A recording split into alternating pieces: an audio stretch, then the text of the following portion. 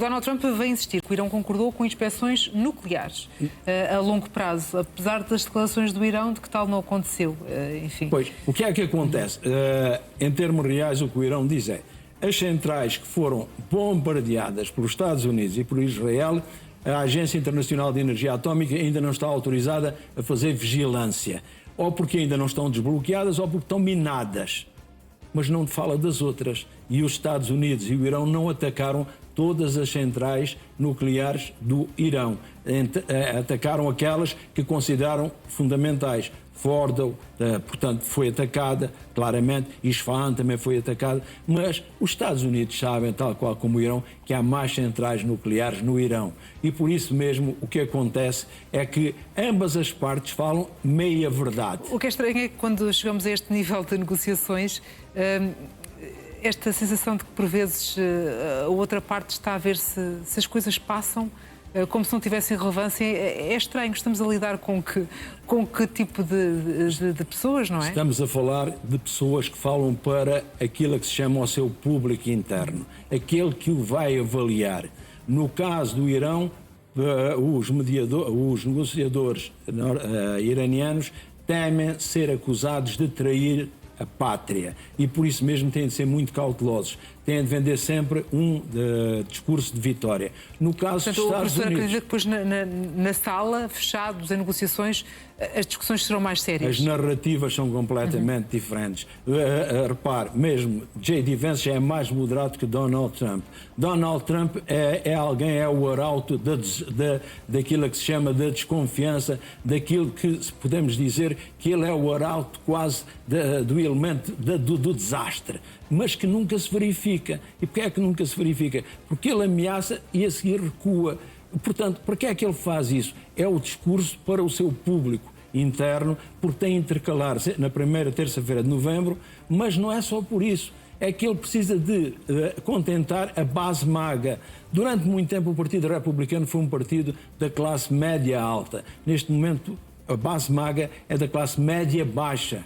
Quer dizer que são, por exemplo, os agricultores que alimentam grande parte do projeto MAGA e precisa de ter resultados. Ora, com a gasolina e o gasóleo a subir e a inflação a subir, é difícil. Ora, Donald Trump agora tem resultados e diz, vamos libertar, por exemplo, ativos do Irão, mas com uma vantagem, para comprarem a nossa soja, o nosso milho, o nosso trigo. Que é para dizer, para comprar o trigo, o milho e a soja que os nossos agricultores não conseguem vender a outros países, uma vez que a própria China está a diminuir a importação desses bens. Então, o que é que acontece? Contenta a sua base eleitoral. Para quê? Para tentar reduzir aquele que se apresenta como um grande descalabro nas eleições que terão lugar, portanto, em novembro. E atenção, em novembro, toda a Câmara Baixa, a Câmara dos Representantes, vai ser substituída. E 1/3 do Senado vai ser substituído. Ora, neste momento, o Partido Republicano tem a maioria nas duas câmaras. É muito pouco previsível que vá ter a maioria, pelo menos na Câmara Baixa. E mesmo a Câmara Alta do Senado, portanto, corre o risco de o perder. Portanto, o que é que acontece? Donald Trump tem de falar para este público, que é este público que lhe garante a vitória ou pelo menos minimizar a derrota. Os fiéis de sempre. Exatamente, que não se movem. Professor, sobre as questões económicas, falávamos aqui precisamente sobre esse desenvolvimento económico que integra um dos dossiês. Também continua a haver muito desvio nos discursos no que diz respeito ao Estreito de Hormuz e voltamos sempre à questão das taxas. Pronto. Sabe, quando acabaram as reuniões políticas, porque este comitê que eu digo estará em reunião permanente sempre que necessário. E então, mas não precisa, até porque 2 dos primeiros ministros têm de gerir a política interna dos seus países. Claro. Portanto, não vão continuar na Suíça. Regressam aos seus países de origem. O que é que acontece? A delegação iraniana sabe que trajeto é que fez? Em vez de regressar a Teherão para prestar contas, não, foi direito a Oman. Viajou para Oman. E porquê é que viajou para Oman? Para negociar com Oman como é que será o trânsito da gestão do Estreito de Hormuz. O que é que ficou combinado? E há uma declaração conjunta, inclusive, dos dois países, que dizem que de facto vão acertar os custos e serviços associados à navegação no Estreito de Hormuz. E mais do que isso, para não ficar apenas com Omã e desagradar aos vizinhos, designadamente aos Emirados e à Arábia Saudita, depois vai haver também conversas com quem? Com os países ribeirinhos. Ora, todos eles são países ribeirinhos, pois, de um lado ou do outro. Quer isto dizer o quê? Todos estes países vão beneficiar daquilo que é a taxa, não lhe chamamos portagem, dos navios que entram e saem pelo Estreito de Hormuz. Mas tudo vai passar por um organismo que é a Autoridade Pérsica do Estreito do Golfo. Esta Autoridade Pérsica é liderada por quem? Pelo Irão. Quer dizer, o Irão vai ficar com a parte leão e vai dividir as migalhas pelos vizinhos, tanto por Omã, como pelos Emirados, como pela Arábia Saudita, como pelo Qatar, como pelo Bahrein, no sentido de quê? De contentar os outros de duas maneiras, se preferir de três maneiras. Primeiro, o facto dos Estados Unidos deixarem ter a influência que aqui têm, não faz mal, porque eles não vos conseguiram proteger quando nós vos atacamos. Segunda situação, nós prometemos não vos voltar a atacar, portanto seremos amigos. E terceira situação, o lucro é comum, ainda que distribuído em partes desiguais. Isto faz-me lembrar quando Péricles criou na Grécia Antiga, no século V, a Liga de Delfos, em que a grande beneficiada foi Atenas. Aqui é uma reedição da Liga de Delfos.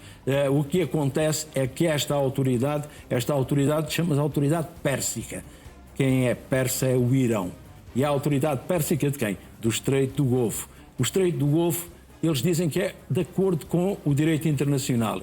E isto vai ter uma repercussão, porque a Indonésia já começou a dizer que a Malaca se calhar não seria má ideia também, não é pagar imposto, mas é pagar uma taxa de utilização por causa de problemas ambientais. O que é que isto quer dizer, Janete? Vamos transformar os estreitos, que são acidentes naturais, em canais que são construídos artificialmente. Uma nova ordem do comércio mundial, na verdade. Quem é que vai pagar isto? O contribuinte. O contribuinte do quê? De todos os países.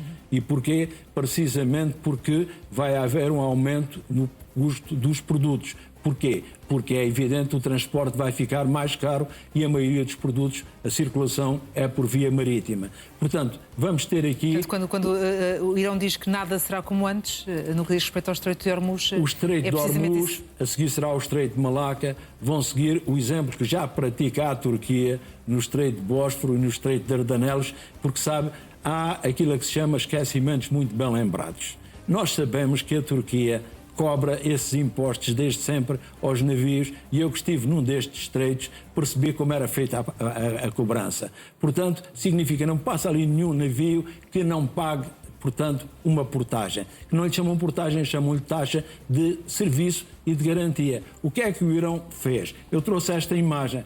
Esta imagem é a rota segura. Significa o quê? O canal é muito estreito. É por aqui que temos de vir. E porquê é que a primeira conversa é com Omã? Não é por Omã também ser um país que é faz fronteira com o outro lado do Golfo. Não, é por uma razão muito simples. É que havia barcos que desligavam o sinal e passavam junto à costa de Omã. E como tal não eram detectados pela Guarda Revolucionária do Irão. Então o que acontece? É uma tentativa de o Irão explicar ao Omã que percebe que está a haver ali contrabando. E a palavra é mesmo contrabando. E que, portanto, o Omã tem de aceder também a fazer parte deste consórcio que irá explorar. E o que nós ali vemos é o quê? É a rota segura. Quem é que vai traçar a rota? Quem sabe onde pôs as minas. Quem é que pôs as minas? O Irão. Quem é que vai traçar a rota? O Irão. Os navios vão passar gratuitamente 60 dias. Lembra-se que aqui em Portugal, durante o mês de agosto, de vez em quando não pagamos portagem. Mas isso já acabou há muito. Pois, mas houve uma fase em que não pagávamos portagem. Sim, já há muita gente que não se lembra disso. E até temos uma coisa muito simples, que é as SCUT. São as vias que não têm custos para o utilizador. Lembram-se? Sim. Aqui é a mesmíssima coisa. Vai haver uma SCUT durante 60 dias, que é os 60 dias do memorando. A seguir, quando o memorando for prolongado, é provável que a taxa surja, ainda que atenuada, no sentido de que é a benevolência do lado iraniano, que significa que o Irão está disponível para que o comércio internacional recupere aquela que era a sua base. Só mais um dado que eu considero também importante. Nós muitas vezes pensamos quanto petróleo vende o Irão. A partir daqui, o Irão vendia 1,5 milhão de barris de petróleo por dia. 1,5 milhão. Quando houve este bloqueio, passou a vender 260 mil. E 260 mil é uma parte ínfima comparada com 1,5 milhão. Portanto, o Irão também está interessado na abertura. Quer é que esta abertura se traduza também em lucro. Lucro por parte de quem? Dele e dos países vizinhos. Mas atenção, em partes desiguais. Pois, entretanto, Marco Rubio também vai visitar os Estados do Golfo esta semana. Precisamente para tentar explicar o quê? Os Estados Unidos, porque a seguir virá um elemento de que os Estados Unidos nem querem ouvir falar. É que estes países vão começar a não querer bases norte-americanas no seu território. Porquê? Porque não foram protegidos pelos Estados Unidos e foram atacados por ter bases dos Estados Unidos lá. Por exemplo, no Bahrein, e eles vão começar a negociar com os Estados Unidos a redução dessas bases. Isso para Portugal vai ser importante por causa da base das lajes. Provavelmente vai reassumir uma importância. Eu sempre disse, há muitos anos, que a base das lajes é um dos ativos que Portugal nunca conseguiu rentabilizar. Eu espero que agora vai ser renegociado o acordo. O Ministro dos Negócios Estrangeiros já veio dizer que é preciso, no fim deste conflito, renegociar.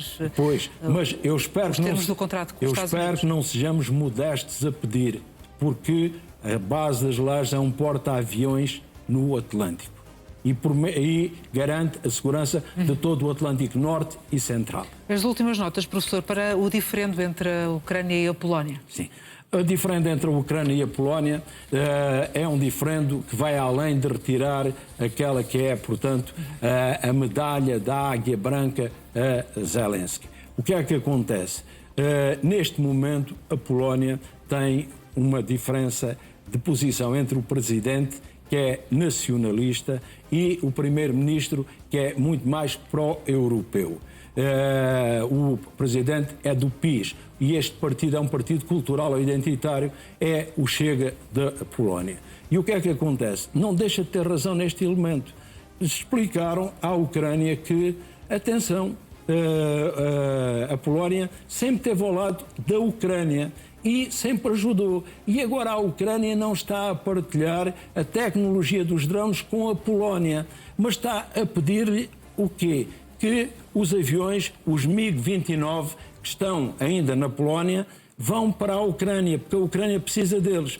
E o que é que a Ucrânia recebeu como resposta?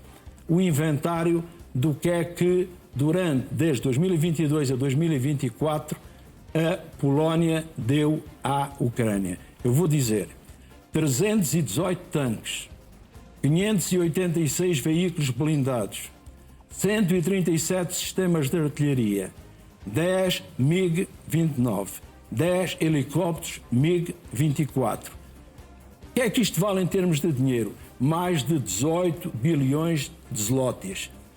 Vamos traduzir isto para euros. Mais de 4.203.603 euros em 2 anos. Mais do que isso, sabe quantos refugiados ucranianos recebeu a Polónia? Entre 1,5 milhão e 2 milhões. Quantos é que neste momento estão a ser protegidos pela segurança social polaca? 1.200.000. Isto significa o quê? Há também já ucranianos que estão a trabalhar e a ajudar, portanto, no progresso da Polónia. Mas o que a Polónia está a dizer é que a cooperação tem de ser em 2 sentidos. As autoestradas têm 2 sentidos. Não pode ser sempre pedir, pedir, pedir e não compartilhar com a outra parte. E nós percebemos que, como eu ontem disse, na Polónia começa a também a crescer o receio do que é uma Ucrânia muito forte. Porquê? Porque não partilhou o segredo dos drones. E a Polónia precisa desses drones. Porquê? Porque é a maior ameaça relativamente à Rússia. Eu costumo dizer, na senda do que aprendi, que a Polónia é o país mais mal estacionado no mapa. De um lado tem a Rússia, do outro lado tem a Alemanha.